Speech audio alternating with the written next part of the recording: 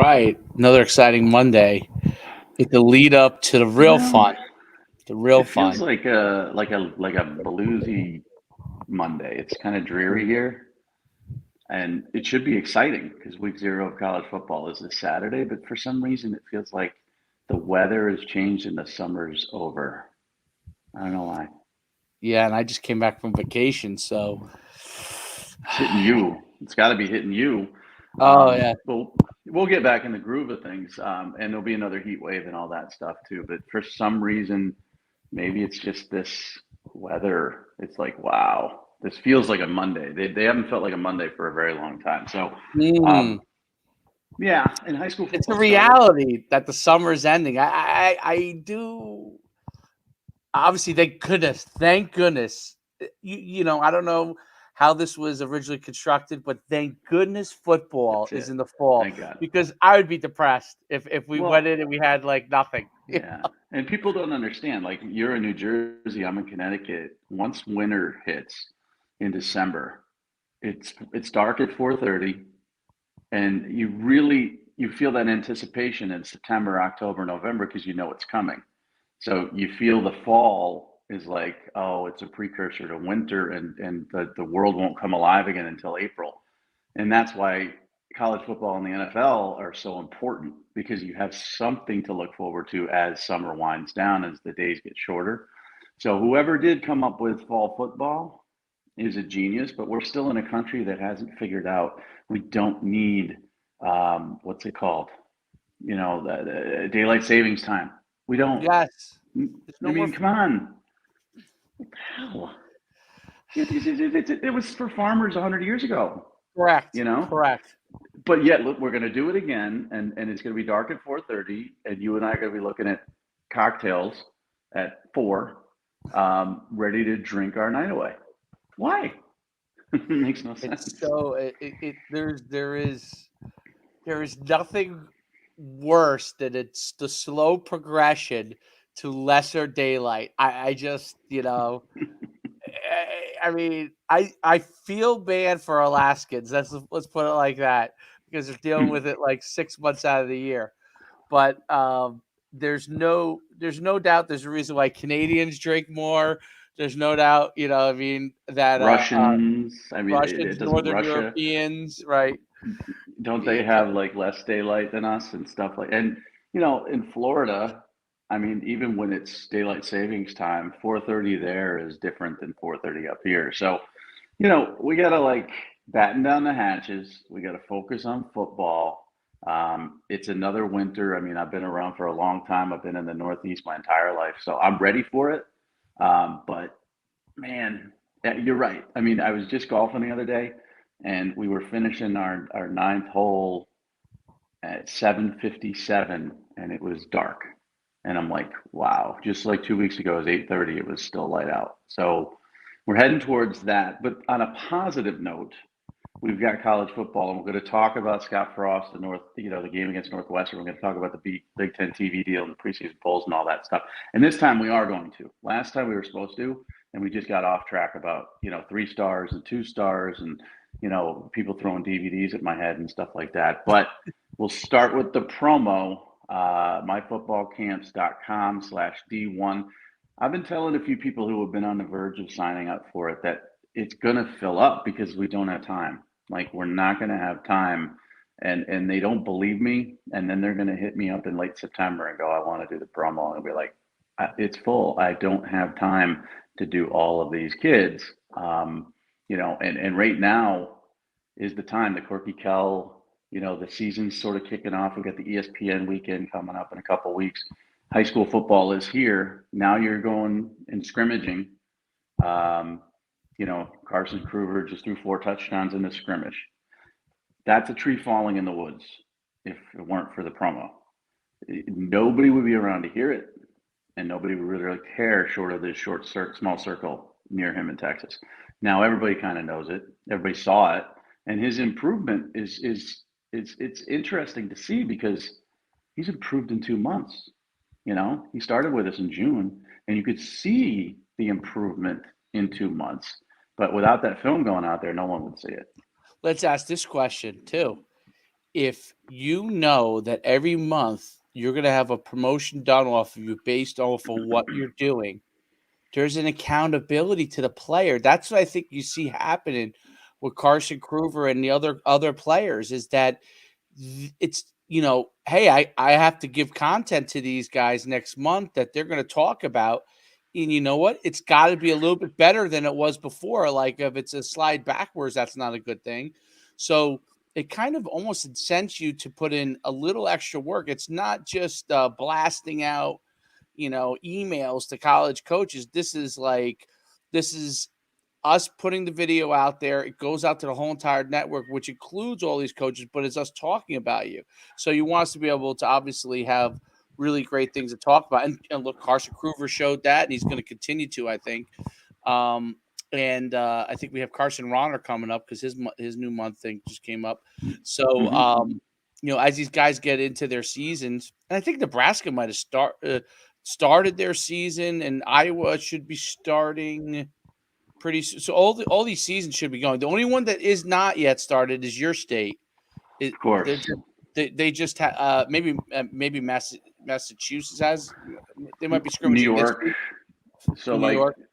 in the Northeast, for some strange reason, and this has always been an interesting thing with rankings that we've done over the years, is like it starts so early in some places, especially the South, and then the prep schools in New Jersey and the private schools in Massachusetts, they don't start till like mid-September sometimes.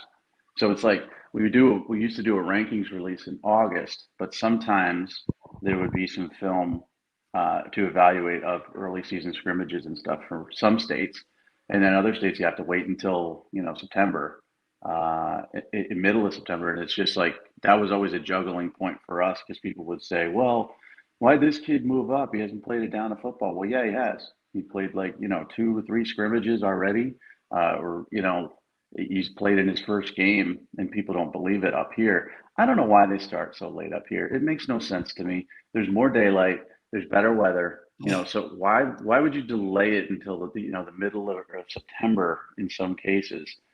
And then the season's so short. I mean, these private schools, they're 10-game seasons. Some of them. I'm not talking like Bergen or Bosco, but I'm talking like some of these private schools in New England, 10-game seasons. So I mean, they start in mid-September, and it's 10 weeks. They're done by November. Just seems like a lot of nothing to prepare for all year round. So I don't know why it starts so late up here, but it is starting.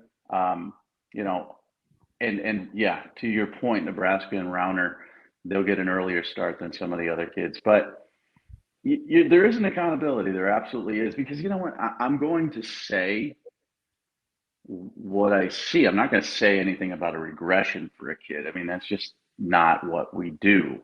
But I'm also going to be able to really tell for myself. When coaches hit me up and say, "Is this kid really improving?" I got my reputation to stick with. I'm not going to lie, and I'm certainly not going to go out there and say this kid's made so many improvements if he hasn't. So it becomes evident, honestly. Makes You'd sense. have to read between the lines and see it, but it becomes evident to me if I'm promoting somebody who hasn't taken that next step. And I don't say that about Kruger because he hasn't. The whip is just better. His release is tighter and quicker. And I don't know if that's something he's worked on, but the ball comes out quicker than it did 2 months ago. And these kids are all working with quarterback coaches. They're all working with their high school coaches, and they're all looking to develop that. And it's a shame because some of them will develop that late. He's in his senior year. I mean, I'm putting out today my top 25 quarterback rankings for 2023, and it's fun. And I'm not doing what the websites do is they do 7 or 8 different rankings releases, and I may do that someday, but right now I'm not looking to, use that as a subscription seller. My site's free. So I waited and I went through the film over and over and over again. And I'm just coming out. Every top 25 quarterback is committed, everyone, in the country. And they've been committed for a while. There were 2 guys that flipped. Collins flipped from Purdue to LSU. And then FSU had a flip to Mississippi State. Everybody else has been committed for months and months and months. So for a kid like that who's a 2023 who may just start to get better, it's really late. So now he needs the promotion even more. That's a great point. Really great point. Check it out at myfootballcamps.com/D1. All the information's on there. We have videos explaining it. You can probably listen. You go to my Twitter or TikTok or Mike's Twitter, TikTok. You'll see the videos. You'll see the quality of what's being done, and you'll see what's getting out there, and it's so cool because you get that double hit, me and so you did like the Kruger video, and then like a couple days later I did it, and so it's like boom boom, you get two quick hits in a month, and obviously we're retweeting each other, so we're like hitting Mm-hmm. we're hitting that group over and over again. So it's really, really a great opportunity. Check out myfootballcamps.com/D1 or nucsports.com/D1. Your choice. It's on there. And there's plenty of information. And, obviously you could always DM me and Mike if you have a question about it. Listen, I think the 6-month thing is the way to go. But, I highly recommend, look, do the first one if you're new to it. Try see the quality of it, and then you're going to go from there and see really what you can get from it. So Yeah. um And if you tag me, I mean, if you tag me in your highlights, or if you're a parent or a coach that tags me in your highlights, or you DM me, you're going to get a response that says, "Here's the promotion. You can sign up for it." Okay, I'm not going to just. I get tagged in so much film over the last 25 years, and so many DMs. Keep an eye on this kid. Get this kid on your radar, and all this other stuff. And glad to do it, but now it's a business, and it never was before. Before I would ignore them. Now I'll mention, to you that we have this promotion available. And the funny part about it is, if somebody does sign up for the promotion, we had one particular player in California who signed up for the one-time promotion, and he tagged me in his first highlight, scrimmage highlight of the year. I retweeted it because he's a client. But I also DM'd him. I said, "Do you want to do the 6 month? Because I think it can really help you based on what I just saw on your phone." But I love the people that just sort of DM or tag, or like, "Hey, watch this." That's not what we do. I've never done that. I've never ever been mhm. in the 0-star, 2-star needing attention business ever. And now I'm not in it either. It's a great promotion. It's a great opportunity, but you can tag me till you're blue in the face. You're gonna have to sign up to get the You're right. retweets. Exactly. It's a great point. Transitioning. So let's talk about, we got games coming up this week. Hmm. And you had mentioned the pre-show. Nebraska obviously has a game in Ireland, Ireland, right? This week.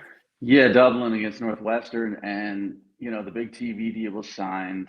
There are fans of Nebraska that wish they had stayed in the Big 12, and I think they would probably be a better fit there, more competitive there had they stayed. But the TV money is just astronomical, and it's what moves the needle, and it's the reason why USC and UCLA are leaving the Pac-12. It's for the TV money.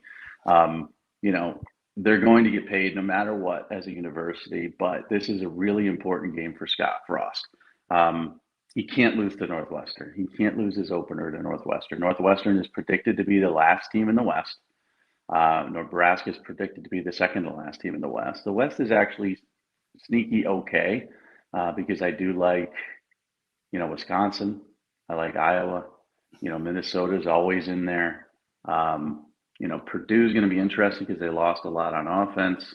But there are teams in the West that are quality football programs, and Nebraska could easily finish second to last or last, and he's gone. But if he loses that game in Dublin, it's the only game of any significance this weekend when it comes to FBS Power Five schools. He might as well just pack up. That's it. I mean, this is kind of a must-win game for him.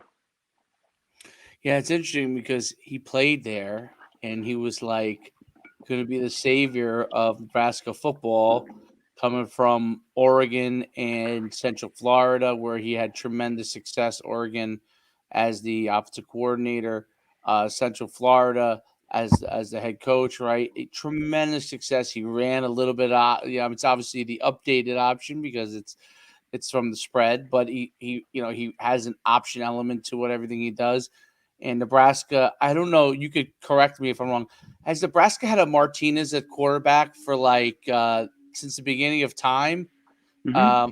Is it two different Martinezes? Is that what it has been back to back? Not back to back, like per se, but yeah. I mean, Adrian Martinez was their quarterback as a true freshman, when Scott Frost arrived, and he was committed to Tennessee, and Frost flipped him to Nebraska, and he started off very well, and has regressed since. And, it's as your quarterback goes, you go. He's transferred to Kansas State now, and we'll see how he does there. I think he's got more talent there to work with. And now it's Casey Thompson, who transferred him from Texas. Um, who had a good season last year but was injured, has a lot of ability. They have question marks at running back. They have question marks at wide receiver. The offensive line is solid. But I was watching Scott Frost in a podcast. There was a podcast where he said his offensive line was throwing up 15 to 20 times per practice, or 15 to 20 vomits per practice, because the new O-line coach is working him so hard. And previously he had sort of joked about the Junction Boys and stuff like that. And he's not a funny human being at all. And I don't know if he's overly smart either. I'm sure he is, but he's also a football coach. He's a jock. He's a dude, right? So him saying that went over like a lead balloon. All the people saying, hey, heat stroke's no joke and all this. He was kidding. But I was watching his body language and the way he presents himself, and I thought this thought. It has to suck on a daily basis to be Scott Frost. And I'm telling you this for this particular reason. He's making millions of dollars, right? They signed him to a very, very lucrative deal. He's never going to have to work for the rest of his life. But to be a Nebraska guy, to be a former player, to be a legend at Nebraska, to go back to the school you're proud of and suck, like 3-9 last year, that's got to carry a really heavy weight. And I think we saw that a little bit at the Big Ten Media Day, where he's kind of deadpan and quiet. He has to be carrying this burden of awfulness with him everywhere he goes, because he's been a failure at Nebraska. And hopefully it turns around for them. But I can't even imagine, going back to your alma mater. Let's say UConn was a real football program, and they're not. They used to be, but they're not. And you were the head coach. That's Right? awful. And all your UConn buddies are rooting you on. And let's say Yep. Schumann was a UConn legend, and he led them to the Fiesta Bowl. Let's just make stuff up, right? And you suck. You suck. That's got to feel horrible. So I think he's under a lot of pressure. But I also think, when I watched him on that podcast and I watched him at Big Ten Media Days, I think he's really, really in a bad place. And that's just my guess. I don't know if I'm right or wrong, but he better win. Yeah, I think sometimes it's hard sometimes it works out great when you go back to your alumni and, it's a home run. They've talked about this with Dabo Sweeney, right? Like going to Alabama if Nick Saban ever stepped down or something like that. Like I think he's pretty smartly said that, whether he actually is interested in it or not, but he's pretty smartly said he's not doing that, Dumb. And I actually, that would be dumb. I think it would be dumb too, because look, now Bear Bryant played at Alabama, right? Am I correct? I'm pretty sure. Did he play at Alabama? I thought he was Texas A&M. Or was he an A&M guy? Wait. I don't know. This is what's funny about us. We're the oldest people on earth. We know more about college football than anybody. And Bear Bryant is still too old for us to know and remember. That is funny, because I really feel like I know he started as a coach at Texas A&M, and then he went to Alabama. Right, but I don't think he was an Alabama guy. I don't think he was. He played at Alabama. He played at Alabama. Okay. Well, so I am right. I know something. I don't know anything. I know nothing. So he did play at Alabama. But some examples of coaches, Mario Cristobal's going to Miami now. That's his life. He loves it. He shoots up the U every morning when he wakes up, even when he was at Alabama and Oregon. He's just a Miami guy. If he's not successful there, it's going to really damage him as a human being. And people don't think about this stuff. They don't think about, and I'm not saying James Franklin went to Penn State, but they don't think about how people are just constantly saying, oh, James Franklin sucks. We can't do anything, blah, blah, blah, or Jim Harbaugh sucks, or whatever the toll it can take on these human beings. And I have to write that they suck or don't suck. And I don't say suck. But I mean, Jimbo Fisher, I wrote an article today that's going up on the site. He said it's time to play football. No, enough of the talk. And I'm not a big fan of Jimbo Fisher. And I know a lot of people who know him, and I don't know him. But I know there's definitely that narcissistic, egotistical sort of coach that you would expect, like he won a national championship and now he's at Texas A&M and he'd make it $10 million a year. And he comes off as a narcissistic guy, and I believe he is. And I think they're going to go 8-4 again. And everybody's going to say he's overpaid and he sucks. Now, even if you're a narcissist or whatever, it still affects you on a daily basis. You kind of have to stay off social media. So for Scott Frost to continually hear over and over again how horrible he's been, and 3-9 is a regression from when he started at the place he loves, it's got to hurt him as a human being. And we don't even think about that stuff. Like, we don't think about, I woke up today and it was Monday and it was kind of dreary out, and I started thinking about winter because it was kind of hazy and gray and it's not 90 degrees, and that affected my mood. But these guys, they're not robots. So Scott Frost needs to win that football game, but the Scott Frost that I see at Big Ten Media Day and in that podcast is a Scott Frost that's carrying a huge burden of failure. I And think that that needs comment, to be shook. yeah, I think that comment that you talked about with where the linemen, he's joking about it, but like the linemen are puke 15 to 20 linemen are puking every practice. It makes me think that he is going to push as hard as he can this year to try to get over the hump, and whatever he has to do it.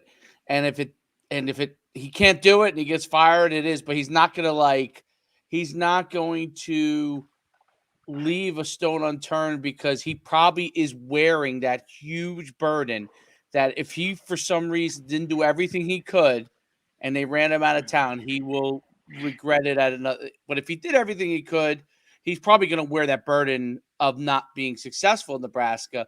But at least he'll walk away like, hey, like, I just pushed him as hard as I could. I wasn't able to recruit the way I needed to. I didn't maybe get the support I needed, whatever it is, whatever the excuses are.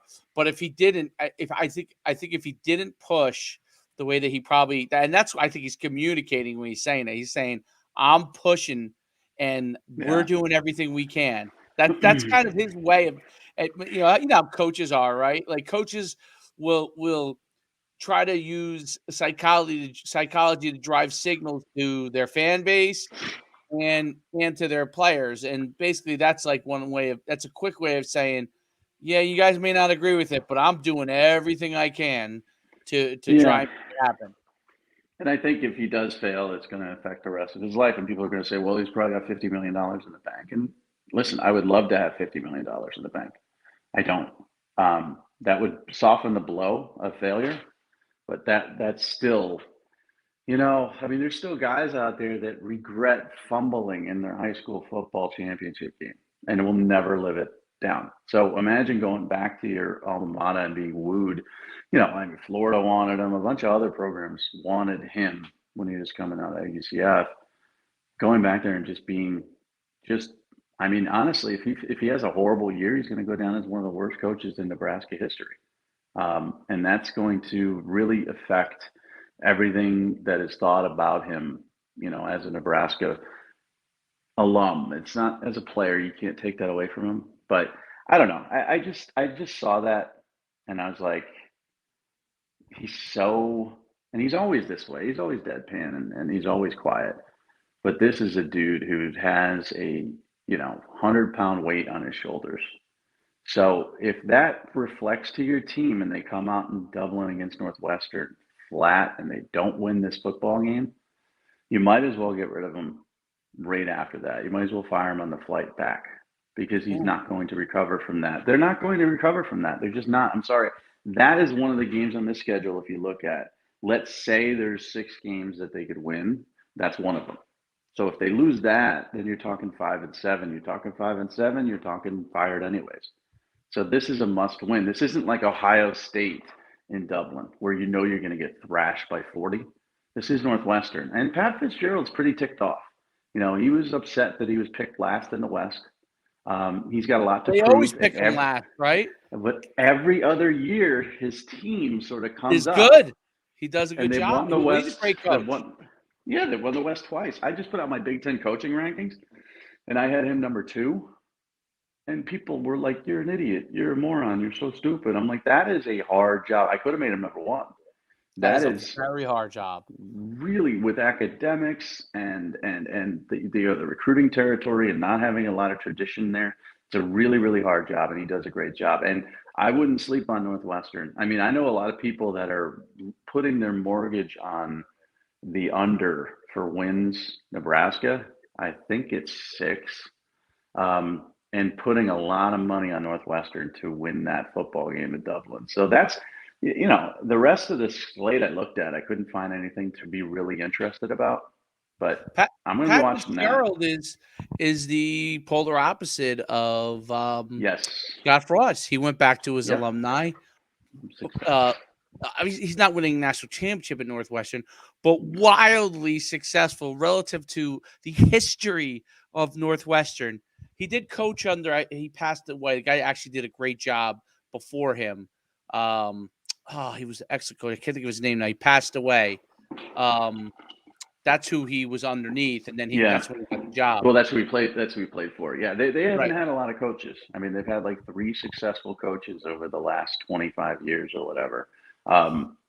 You know, and it's a very difficult job. And they know the expectations there are different. I mean, they're not Nebraska expectations. Nebraska expectations should honestly be Northwestern expectations. You win 8 games, 9 games, or you win the West every couple of years. Great. But Nebraska fans not only want the West, they want the Big Ten, and they want the national championship. They want all that stuff they used to have, which they're not going to get. They're never going to win it. They're never going to win a national championship again. And it's really hard for people to get their arms around that. What do you think? It was Randy Walker, by the way, who was the coach. And before him, man, Gary Barnett did a good job. That's who I was thinking of, because remember, they came out of nowhere. That's who I think he played for, Gary Barnett. I want to say. So that was the team. You know, the running back, his name began with an A, Autry, I think. They had a really, really good football team, and it was so long ago that a lot of people don't remember that. But I remember how dangerous they were, and they sucked before that. They sucked really. And this is the other thing about coaches nowadays: you're never going to see a building job like Bobby Bowden or Frank Beamer, you know, or even Gary Barnett. You're never going to see somebody allowed to grow a program like that, because every 3 years someone's fired. You can't have bad years. Right. So, you know, Scott Frost could be, I don't know, he could be Frank Beamer. It could take him 6 years. He's not going to get that. I mean, who knows if Scott Frost stays after this season and the continuity is there, they could do great things, but he's not going to. They won't let him. It's too much of a win now, immediate gratification world we live in. And his time's kind of up. I mean, I get 3-9 last year, a lot of close games, but nobody cares about close games. They care about wins. You know, they hung with Ohio State. They hung with Oklahoma. Who cares? What do you think Tom Osborne was able to? What do you think Tom Osborne was able to do that?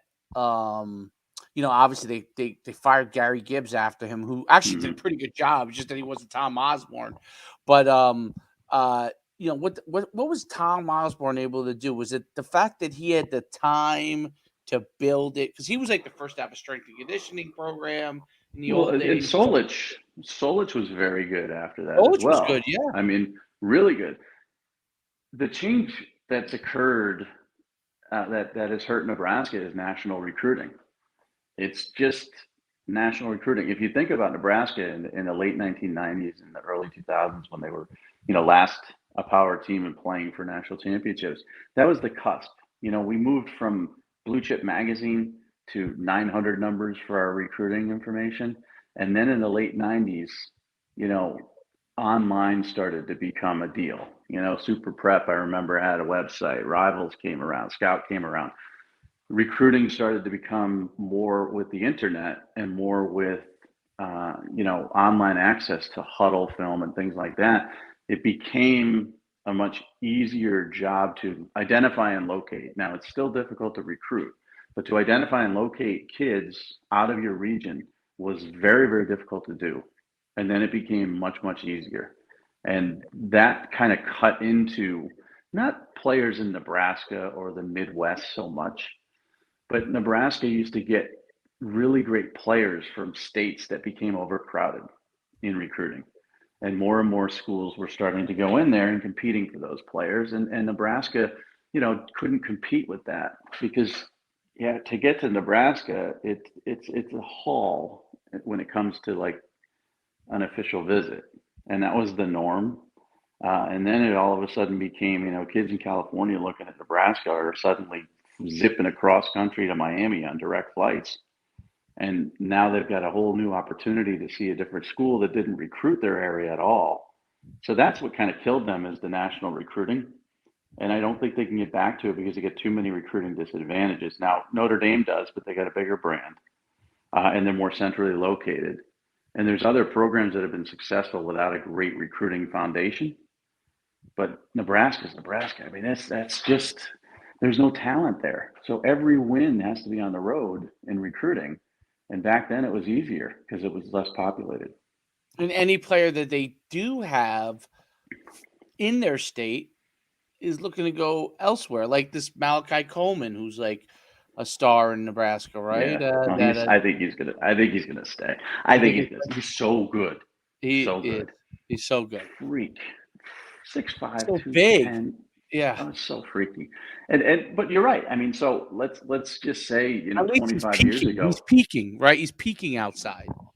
would he have Peak, no had way. offers from every program in the Southeast Conference and the ACC 25 years ago? No. No way. But there's also some guys that they used to recruit, from California and from Texas and from some other areas that didn't have big offers. Lawrence And now they've Phillips all and got Tommy them. Frazier. Lawrence Phillips and Tommy Frazier, would they be going to Nebraska today? With Tommy No, Frazier, I can't remember where in no, Florida, Miami maybe, I don't know, but they wouldn't. there's no way someone would have grabbed him for their system. There's no like I feel like Tommy Frazier's a guy that probably had a handful of offers just because it was regionalized. They probably were within his region, and he probably thought, I wouldn't mind going away from my region. And probably one of the only schools that offered him that were outside of his region was probably Nebraska. And then obviously you have a big time coach like Tom Osborne and perfect storm. You wouldn't get him. Now he would have an offer from everywhere, right? So, I mean, Now, theoretically, if you're going to go to the Midwest, if you're a big time player, you're going to go to the Midwest. You're going to Ohio State. If you're a middle of the road player, and a middle of the road to me, again, we talk about 3 stars. They're essentially disparaged because there's more 3 stars in the country than there are 4s and 5s. There's more 3 stars in the NFL than there are 4s and 5s. But people consider those middle of the road players. Now you have the option to go to Iowa, to Indiana, to Wisconsin, to all these schools that now sort of spot recruit these areas that are heavily populated with great football players. And before, yeah, they would try to keep up. But now, if I'm a coach anywhere in Power Five, I could just do a search, best players in the state of California. And I could reach those players within a second. I could send them a DM. In 1995, 1997, 1999, you couldn't reach them. I remember calling them on the phone. Text messaging wasn't even a thing back then. It was AOL Instant Messenger. And that's the world we've lived in and changed so much that takes these programs that are in remoter areas and really evens the recruiting playing ground. Now, Tom Osborne wouldn't have been given as much of an opportunity to build, just like everybody else. I think there are some coaches. I'll say this out loud. Tom Herman probably shouldn't have been fired. I mean, he's the only coach, not named Mac Brown, in the last like 20 years who won 10 games. He went to the Sugar Bowl. He beat Georgia. Okay, but he had a disappointing year. After that, got canned. Now he has off-field issues. Okay, just like every coach seems to, whether they're apparent or not. They all have off-field issues. But then they move into Sark. Sark's 5-7. And there was the talk this week. Sark just named Quinn Ewers as his starter. The Saw that. boosters made him do it. The booster didn't make him do it, but he's under extreme pressure to tie his success to that guy, because if he starts Hudson Card and they lose to Alabama by 30, which they're going to do, then everybody questions him when he starts Ewers the next day. All of these decisions need to be made, but Tom Herman is a guy that probably should have been given longer to be successful at Texas, and now they've rebooted, and now Steve Sarkisian should probably be given 5-6 years to put the continuity together. But if he has another 5-7 season this year, he's gone, and that's Is the that world we why live in. Arch is visiting other places? So I saw that Arch is visiting other places, right? I can't remember. You would know, but I don't know. a couple other I don't know schools. why. I don't know why he would. I mean, no, it has nothing to do with yours. Nothing. Okay. Um, Does it have I anything to do with think, Sark? If he loses, yeah. Well, here's the thing. hedge Okay, your bet, and type of thing. absolutely, and that's what you have to do. I mean, if you committed to Alabama, you don't have to hedge your bets. And Nick Saban's going to be there for as long as he wants to be there. Kirby Smart at Georgia, same thing. And it came down to these schools, but he chose Texas, and guess who might not be there? You just don't know. Now, I think Sark is a good coach. Is this too big a stage for him? Probably. Did he get this job because of the rehab job he did at Alabama? Yeah. Um, we'll see how successful he can be, but you have to hedge your bets. You have to have a backup option. If they lose to Alabama by 40, and then they lose to Oklahoma by 40, and I'm not saying either of those things are going to happen because they shouldn't lose by that much. And then they stub their toe against an also ran, and they got 3 losses mid-season. The talk's going to start, and it's going to hurt recruiting, and it's going to hurt everything. So, yeah, I get why. This is what's funny, because I said it out loud. I said, when Arch Manning committed to Texas, I said that the winners here were honestly Georgia and Alabama and Texas. Texas needed this commitment. Georgia doesn't need this headache. Alabama doesn't need this headache of the Manning name and all this other stuff. But I also said, when I said he wasn't a 5-star, Texas fans wouldn't care if he decommitted. They would agree with me that he's not a 5-star. They would agree with me that he's overrated. Um, it's just, it's a fickleness that occurs in college football more so than I think any other sport, and I love it. But Arch Manning visiting, the reason I shrug my shoulders is because it doesn't really matter. He's the 8th best quarterback in this class. It's important to Texas, but these other schools don't need him.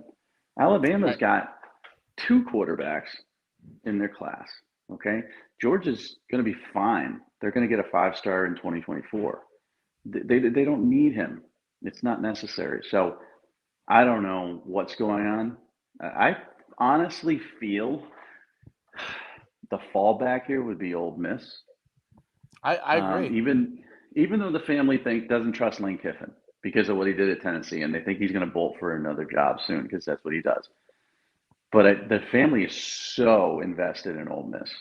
I mean, it's unbelievable. There was a consideration, based on my sources, of not going to Alabama simply because they play Ole Miss every year, and not going to Georgia simply because there was a chance that with restructuring of the divisions with Texas and Oklahoma moving in there, that they might play Ole Miss more often.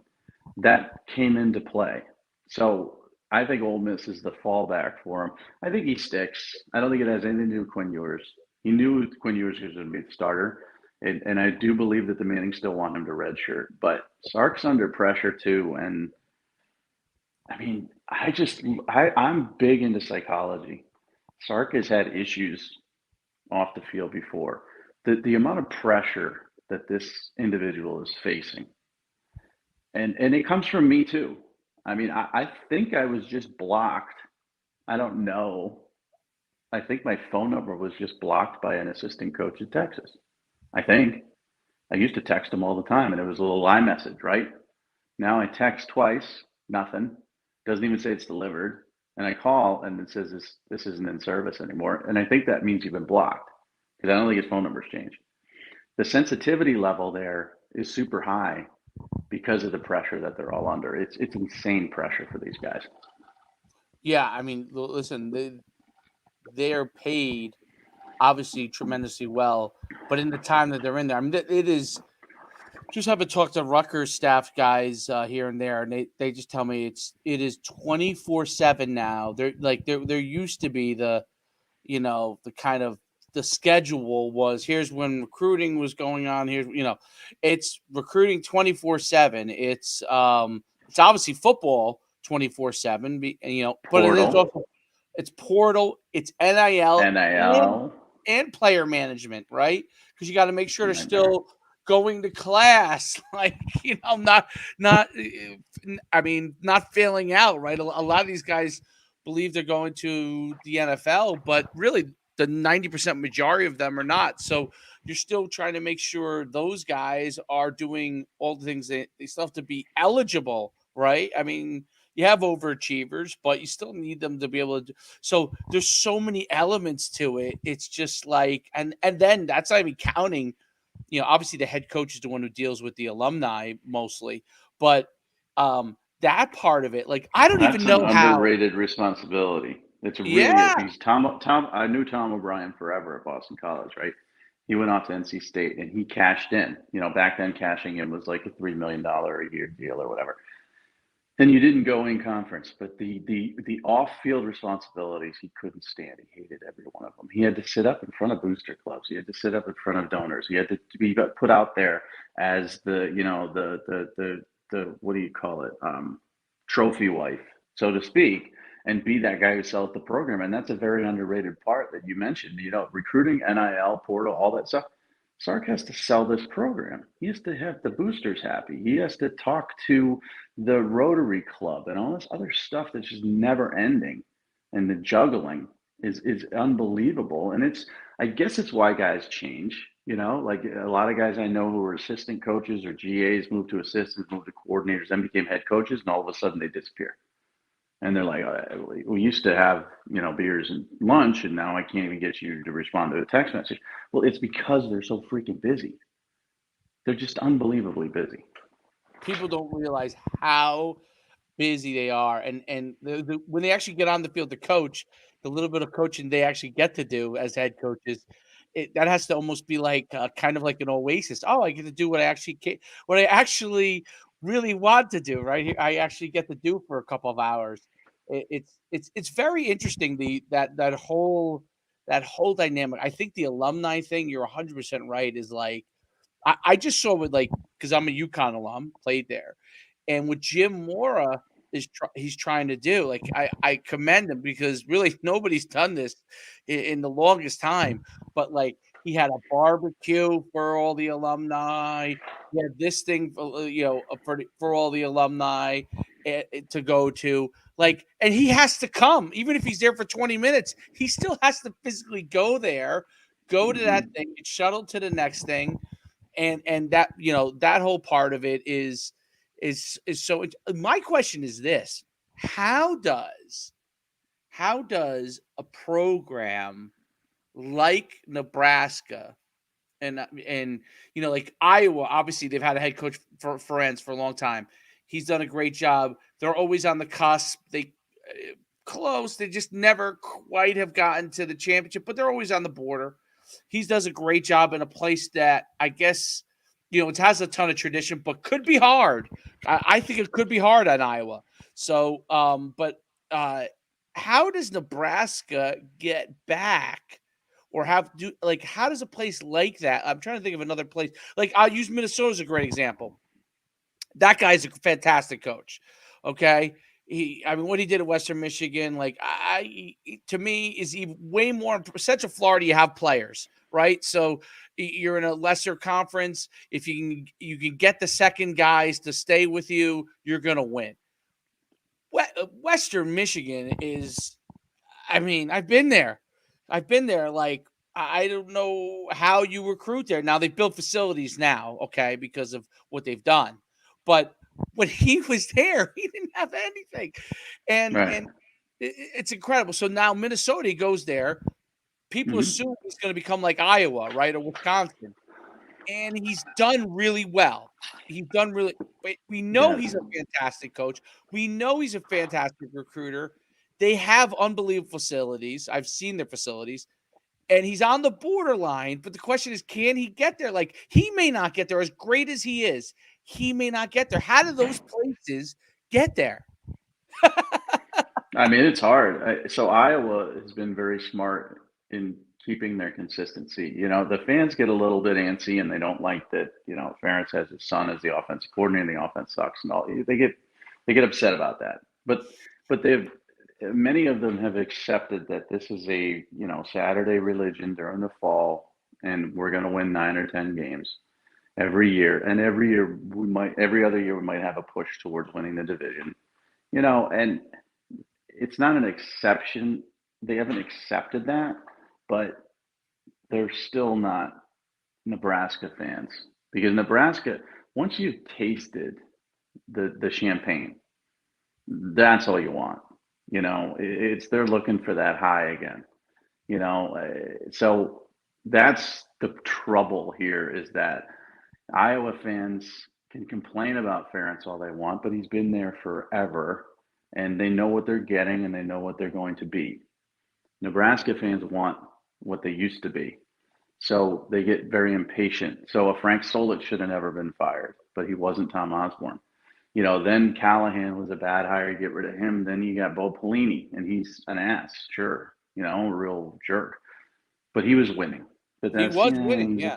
but he's embarrassing the program. He's too, Right. you know, what this, that, and the other. Get rid of him, and then you bring in Riley, you know, and Riley's awful. Good guy, awful. And now Frost, awful. And they just want to keep. So let's say they get a coach. Let's say for some reason Bill O'Brien takes the Nebraska job, or let's say that Lane Kiffin takes the Nebraska job or something, and they win 10 games. It's not good enough. At Iowa, it is. At Nebraska, no. We won 11. We won 12. We won national championships. So it's just different. I think honestly, those expectations get in the way of success sometimes because they are so high and the bar is set so high that you can't lower it ever. And so I think it's an easier job at Wisconsin. You know, Barry Alvarez was great, you know, and they've had a transition from Bielema to Kristen. They've been good and fans are okay with that. But Nebraska, they're not okay with anything. 100%. That's it. I almost feel like, and you correct me if I'm wrong, a lot of the Texas schools, not just Texas, obviously Texas has an expectation, right?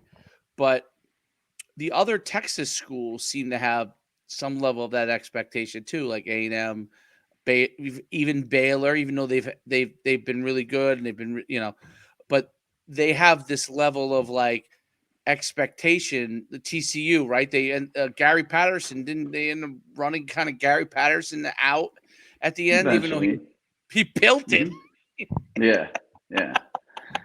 But He's really, none of those schools have ever tasted the champagne, and that's Texas true. has. That's a So good the point. expectations at Texas are like, we want Vince Young and we want national championship. It's almost like a drug. You know, it's almost like, you know, some of these programs are like, yeah, we smoke weed every once in a while, you know, but we're not hooked on it. It's good. It relaxes us. We dig it. And then there's those teams that have been to the top and have been, you know, snorting lines of cocaine at strip clubs. And they're just like, I got to get that feeling back. I got to get that adrenaline back. And you know what? That's destructive. You know, it may be the highest high you've ever gotten, but it's destructive, you know? So tasting that champagne really can be a difficult thing. And Alabama fans are lucky Nick Saban's such a great coach and he's won it 6 times. Because imagine if he won it once and then they ran him out. They would be Nebraska right now, maybe, because they want that taste. It's my Well, analogies LSU will are run you out. always, LSU's going to run you out, right? If you yeah, they've yeah, had three different guys that have won championships in the last right. 20 years. And All have been Saban left, right. Same but left. Les Miles was booted, and Ed Orgeron off-field issues. But within a year of winning 2019 and having arguably the best team in college football history, he was like on the hot seat in 2020 and COVID year, which shouldn't count towards anything. And they weren't a good football team, and he lost everything. Jamar Chase sat out. They lost Joe Burrow. They lost everything, and he was on the hot seat. It's crazy. But that's life when you're making the big bucks, But I think these fan bases that have, Miami's another example. Once you get that taste, you want it back. And is that your kid? Because I'm making my comparisons to snorting coke at strip clubs is probably not appropriate. He just came to give me a kiss before he goes to. And this will make you laugh. He's going to. What is it called? It's some sort of like young physicians class. So it's like teaching them the basics of medicine and stuff like that for kids. That's He's only awesome. 7. How old is he? He's 7. He's 7. He's like, Yeah. Dad, what is bumps of cocaine at a strip club mean? 7-year-old. My analogies have long been known to be inappropriate. I've just kept them off the air while I was gainfully employed at a company that wouldn't like them. Now I'm off the rails. I mean, that's funny. So I could use the champagne. Let's go back to that. Taste it, and then you want it again, and that changes the entire trajectory of wants and needs of a new coach. Whereas those that accept, hey, this is kind of cool. We're always in it. The Kirk Ferentz is cool. That's just a different. And I think it's easier to maintain and be successful if you have that sort of continuity. Yeah, I think there's only a few coaches who I believe can come into one of these places and have a chance. So I actually think like Minnesota hired the right guy to get that chance. But like if you hired Lane Kiffin, the good and the bad of it, he would give you that chance. I mean, you would have to, if you were in Nebraska, you'd literally have to empty. You'd have to empty the coffers, like in order to even attract him. Because he definitely doesn't want to live in the Nebraska. Especially since he's a divorcee now. You know what I mean? Yeah. No, I mean, if he's going anywhere, it's going to be, there's going to be some sort of ocean, some sort of shore. He's not going to landlock himself anywhere. And it's going to be an exciting place for him because now he can sort of pick and choose. Bill O'Brien's the more likely candidate, but I don't think Nebraska fans would be happy with that hire, first of all. Right. And I don't think they would give him a chance. I don't think he would be given the time to build the program. Penn State did because they were in such disarray, and he sort of saved that program. But then he bolted on them and went to the Texans, and they were very distraught about that. James Franklin comes in. Oh, my God, we love him better than Bill O'Brien. He can recruit at least. 2016, great year. They should have gone to the playoff. They got screwed. Now, James Franklin sucks. I don't know how he keeps getting contract extensions. We can't win anything. We suck. It's just, that's how fans are. They're just never going to be appeased in that way. And it's just the way it is. Alabama fans complain to me all the time about not having kids ranked high enough. I mean, come on, you're Alabama. He's a 5-star, but I know he's like 13th in the country. I'm sorry. I'm sorry. And that's just the I guess, what do you call those? I call them pretty people problems. But they're first world problems. Right. You try to be a Rutgers fan and look at recruiting, and then tell me you go back to being an Alabama fan and you bitch about anything. You will never bitch again, ever, if you spend 1 year following Kansas recruiting or Rutgers recruiting. Well, I always thought like on both those. Like Kansas, the biggest mistake Kansas ever made was they got rid of. Oh, he was the greatest, and Mangino, the and big fat man. that was because I to this day I believe that was because of what he looked like. Like I'm Mm, not quick to throw things around, but like as soon as he had an average year, yeah. being a heavier Well, man, he disputed too with okay, he wasn't like Pelini. He was a hard-headed guy for sure.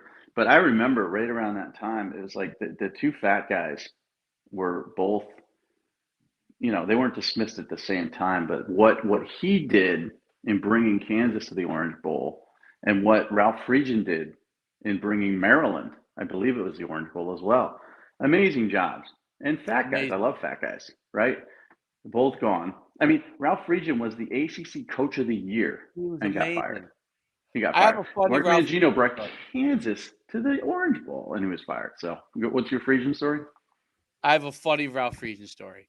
So I don't remember what high school I was at the time, but it was somewhere I was a head coach, and I had a few prospects on my team. I think they went FCS. One of them might have went to West Point or something.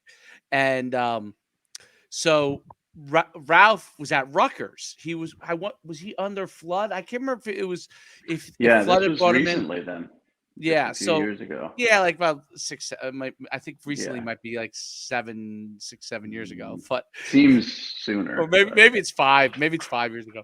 It all kind yeah. of bled together.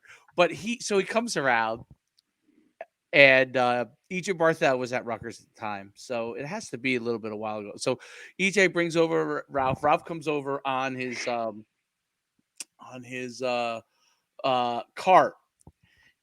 We're there for 7-on-7. Rutgers is a 7-on-7 tournament every year in the summer. It is probably, I want to say, 8:30 in the morning. Ralph pulls around. He comes and says hello.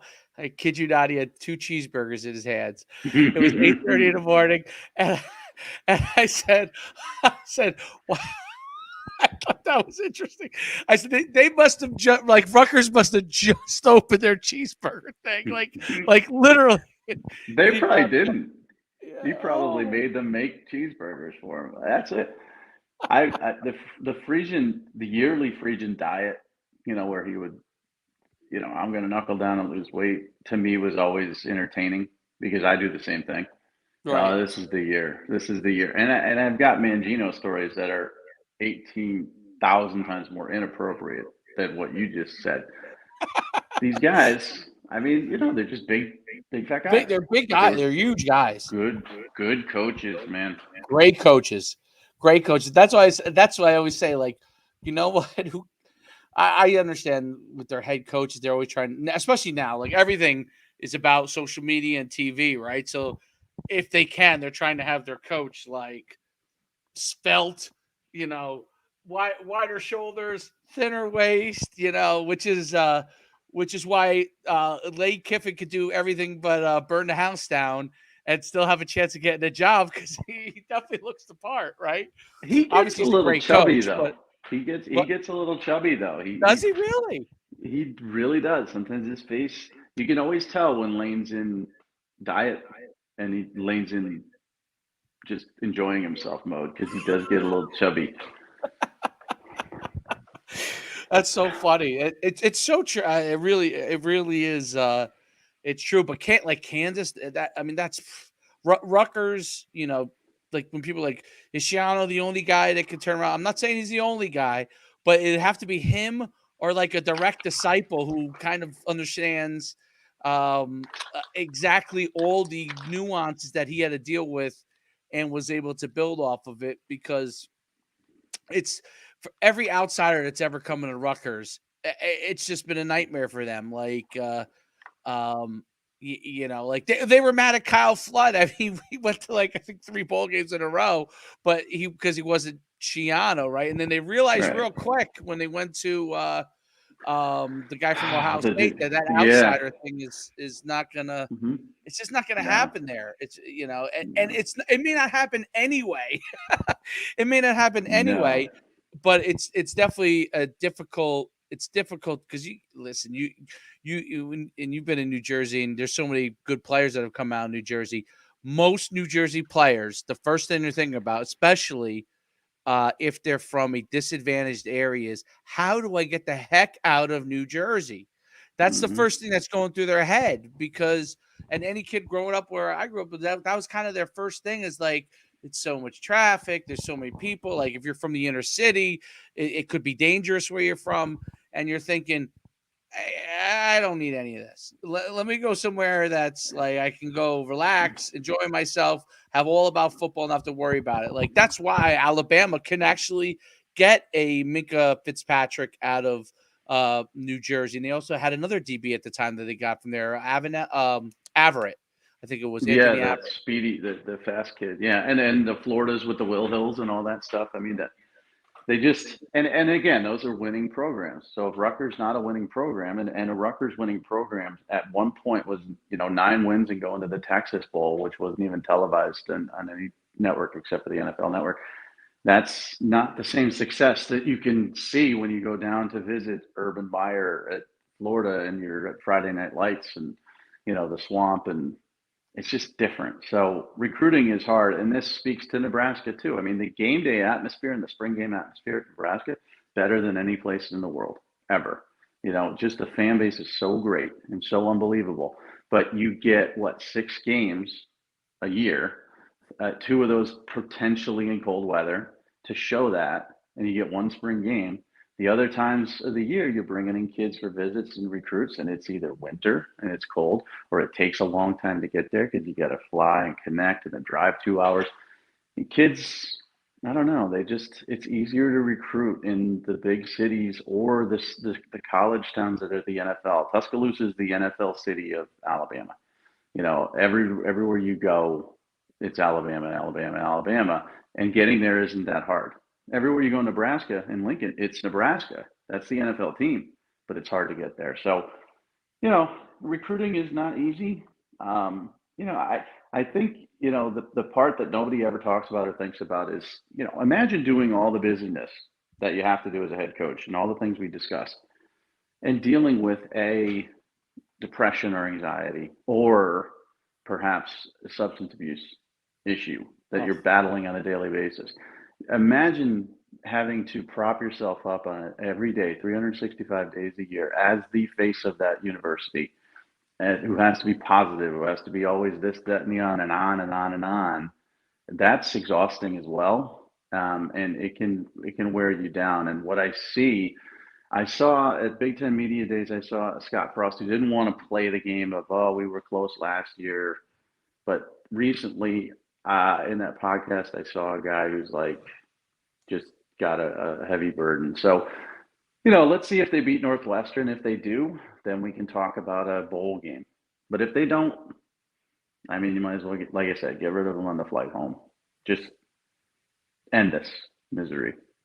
well, those high you really need high energy, not because you have to be so expressive of high energy. Like you don't have to be like rah rah rah, but you yourself have to have such high energy just to keep like obviously Nick Saban is a guy that's turned on 24 hours a day. I mean, he's 70 years old, he's still turned on. Like you could see that Kirby Smart is turned on 24/7. You can even see like Lane Kiffin, he's turned like these guys are just turned on Yeah. 24/7. If you're not that way in today's college football, you know, I think it has to be very, very difficult to be a head coach because if you're not able to just like, you do have to be some level of, you almost have to be like an enlightened narcissist. I don't know. I don't know if Hmm. that makes sense, but you know what I'm saying? Like, you have to have some narcissistic tendencies, no doubt about it, because you can't let everything that people say to you bother you because there's all kinds of things that people are saying to you that are negative. And then you have to be enlightened in the sense that you still have to have like levels of empathy to understand what everyone's thinking. That is unique, man, because that has to wear on you having those two. Most people are either narcissists, they just don't care about what anyone else thinks, or they're over on the other side where they're more empathetic and they're worried about this and that. Like, you kind of need both, and that's a quite a unique Well, it's that's a hard. unique I'm telling you. I mean, listen, just as a as a media personality, the combination of being narcissistic, nothing bothers you and you're the best, but also being an empath and dealing with regular life and regular ups and downs and stuff, that's not easy because nobody wants to see the empath part. They all Right. want to see the confident narcissistic guy. So, when that red light goes on and you're doing like national television on ESPN or NBC, guess what? The narcissist has to take over. And that's what these coaches kind of have to do a lot. And I wonder what it's like, just in their house with their family and no one else is around and they're just relaxing, who they are as a different person. I don't know any of them close enough at the head coach level. I knew a lot of them at the assistant coach level, but I don't know what Ryan Day does with his family just chilling. Because I know what Ryan Day does for 16 to 17 hours a day as the head football coach at Ohio State. And it's go, go, go and move forward. What's he like when he doesn't have to be that? So, my battery's dying. We got to Well, wrap this up. let's wrap up. Great conversation. That's really, really interesting points, especially like Ryan Day. I remember him as an assistant coming all the way up and how he was. I'm He curious was how he is Chip now. Kelly's quarterback at UNH. Yeah. Yeah. When no, both of them were nothing. And now Yep. look at them. Head football coaches in the Power Five. To me, it's just amazing because It I don't is. know. I followed the ride from GA to assistant to a coordinator to head coach. It's just if you ever told me 25 years ago Ryan Day would be the head coach at Ohio State, I'd be like, what? It's just cool. So, It is. so let's wrap it up with myfootballcamps.com/D1. If you're looking for the promotion, if you're looking for as a young player too, to get a head start, because I'm telling you, 2026 class, you're going to be coming to us when you're heading into your senior year as a 2026. If you haven't promoted yourself at all, and you'll be like, what do I do now? And we'll be like, we'll help you, but we're not miracle workers. So Right. get on it early, younger kids, especially, but also if you're 2023 or 2024, get on this program. Um, you know, find yourself a home. If you're 2023, FCS is good. It's good. The portal's there.